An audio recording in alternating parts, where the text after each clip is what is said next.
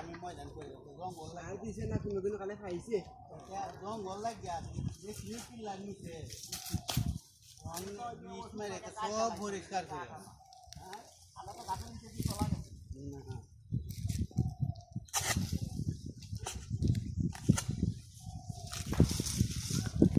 ক্যামেরার ওদের ডাকবা কাটতে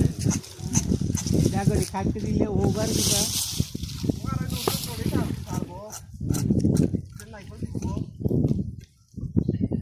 নাইট্রল নাইট্রল টিকবো উপরে নয়া সরি ছাড়বো ওটা নিচে দিলে আমরা আমার টিকবো আচ্ছা ও যে ডাকবা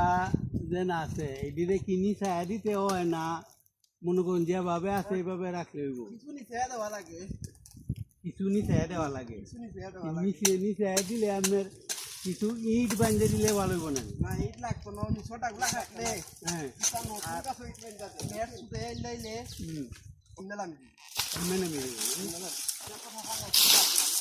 আচ্ছা তোরও ওজন গাছ আছে আমাদের ও গাছের মধ্যে সার কিভাবে দিতে হইব সার আপনি মিলাইবেন না সাদা সার 1 কেজি কালা সার 1 কেজি জি আর হচ্ছে লাল সার 1 কেজি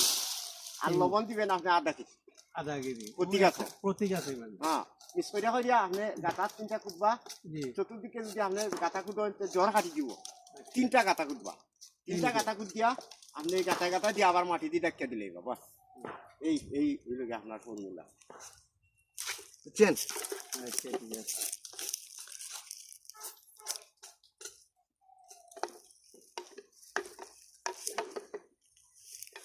আমরা বাবা ট্রেনিং দেখছি বুঝছেন এগুলো আপনারা খারাপ হওয়ার আমি দিতাম না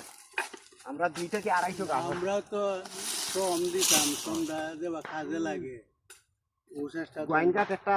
ইয়াত আছে আপনার ওলা খামার আছে প্রায় 400 গাছ আমি প্রতি বছর দেখা করি মানে নার্সারিটা কি তারা বেরিয়ে দিছে কাজ করি এখন ফল ধরে আল্লাহ রাখুন আমি যেভাবে কইছি ওভাবে গাড়ি কিনে সার দিছে তারা তো অনেক গাছ এটা বই দিয়ে লইয়া গেছে করে দিছি আমি তো আস্তে আস্তে ওজন ইয়ে দিয়া ও তো লাগাইয়া